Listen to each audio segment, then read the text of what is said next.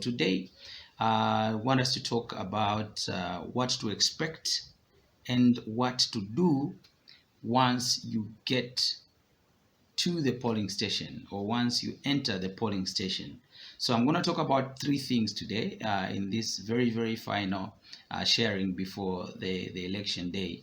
The first thing I want to talk about is the polling assistants, or the different tables of polling assistants, or different stages that you have to go through once you are in the polling station in order for you to cast your vote. Secondly, I'm going to talk about what amounts to a spoiled ballot paper. Okay, what amounts to a spoiled ballot paper, and what you need to do in case you are told that your ballot paper is spoiled. And finally, I'm going to talk about what amounts to an invalid ballot paper, and what it means when they say ballot paper is invalid. So the reason we are doing this sharing is just to make sure that you do the correct thing, so that your ballot doesn't end up spoiled, especially it doesn't end up invalid, or you don't skip some stages once you're in the polling station that may render your ballot paper invalid or spoiled. Okay, so the first thing I want to talk about, like I said, is I want to talk about the polling assistants that you are going to find once you get into the polling station, and the different stages that you're going to have to go through to reach to a point where you have casted your vote in the ballot box. Okay, so once you enter the polling station, you are going to see three main tables of polling assistants, and you are going to see maybe two others on the other end. But primarily, I think our focus should be on the first three tables for the polling assistants. So the first table, that will be your first stop, is the polling assistant who is checking if your name appears in the voters register. So the first polling assistant is the assistant who is having the polling register, and they are checking for three things. The three things that we talked about in our previous sharing. One, they are checking if you have your NRC, they are checking if you have your voters card, and they are checking if your name is appearing in the voters register and it's appearing correctly.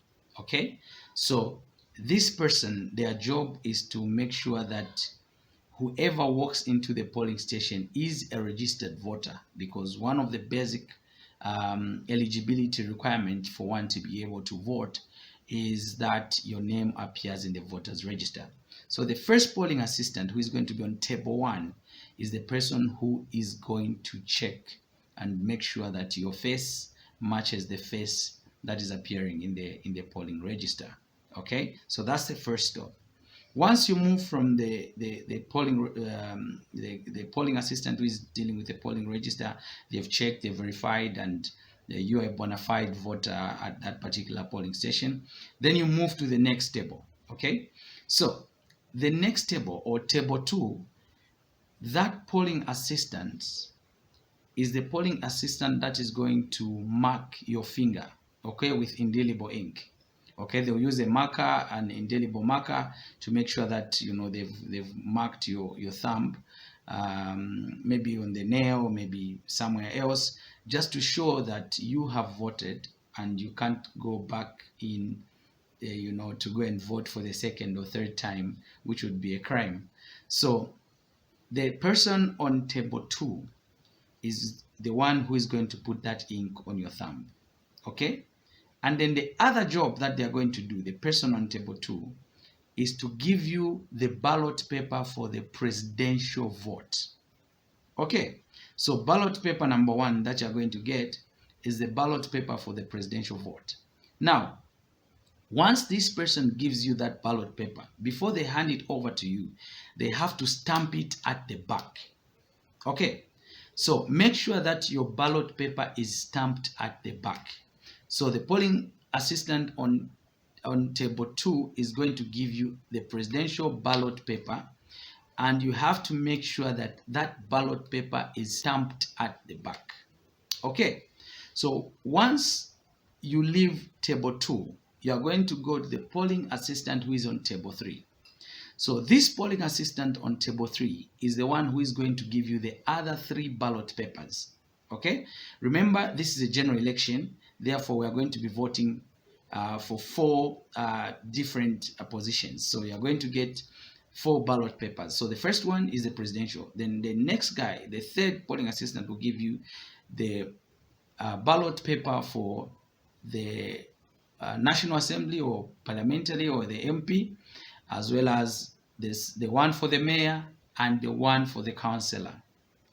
And also, before this person hands those ballot paper over to you, make sure that those ballot papers are stamped at the back while you are there.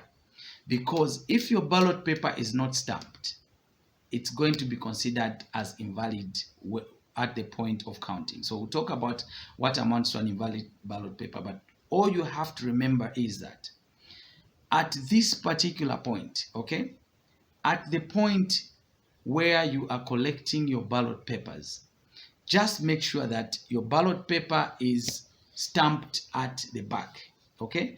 That way you are guaranteed that that is an authenticated ballot paper that you've collected from the polling assistant. All right, so those are the 3 key tables you are going to go through. And the fourth table that you see for the polling assistant, you don't need to go there if you don't have a spoiled ballot paper, because the only thing that the polling assistant number 4 is going to do is they are going to have some used seals, they are going to have an envelope with spoiled ballot papers, but you don't need to go there because if you don't have any spoiled ballot paper, if you've corrected and you've done the right thing. So those are the 3. So number 1, they check the register. Number 2, you go there, you have your thumb marked with indelible marker or indelible ink, and then they give you the presidential ballot, which they have to stamp at the back. You go to the next guy, they give you 3 ballot papers, which they also have to stamp at the back. So the important thing to remember is that make sure that your ballot paper is stamped at the back before you collect it to go to the booth where you are going to mark. Okay, so once you've collected your ballot papers, then you're going to go to the booth where you are going to now vote or choose your preferred candidate by marking X against that preferred candidate. For example, if you are voting under Mnali constituency, for example, and say you are a staunch UPND supporter, just as an example, you are going to get on that presidential ballot paper, you are going to mark X against Hakainde Hichilema, for example. Or if you are not able to read the name, you are going to see his face, or you are going to see the UPND symbol. That is going to show you that this is where you need to mark X against. And if you are still maybe under Mnali constituency and you are voting for a UPND parliamentary candidate, you mark X against Mr. Mike Mposha, who is the candidate under the UPND. And maybe you are also voting, say, at Unza polling station, for example. I know a lot of monks and momas are going to be voting under Unza. You know that your area councillor there is your ward councillor is Mr. Mukubesa Nyoni, and if you are voting for UPND, that is a new cross against Mr. Mukubesa Nyoni. And if your preferred candidate for mayor, for Lusaka mayor, is still UPND, then you mark an X against Mr. Victor Nyosuro, for example. That means you've correctly voted for all your 4 preferred candidates for your party, as an example. So once you've done, you've marked X against your candidates on those ballot papers. The next thing you have to remember is that you have to place the right ballot paper in the correct ballot box. Okay, so for the presidential, on the one that you've marked Hakainde Hichilema, you're going to put it in the orange ballot box with an orange lid. That is a presidential one, and it's going to be marked presidential. But in case you can't read properly, you just remember the color. That orange is for presidential. That's where you put maybe the ballot, your ballot paper where you've marked against Hakainde Hichilema. Red is for the National Assembly or MP. That's where you put the ballot paper where the one you've marked for, Mike Imposha. And maybe black is for your ward councillor. If for those that are voting under Mnali, you know that your ward councillor is maybe Mr. Mkubesa Nyoni, you put it there. And then purple is for your mayor. That's where you put your ballot paper for the mayor. And that means you have done your vote. You have voted and you've gone away.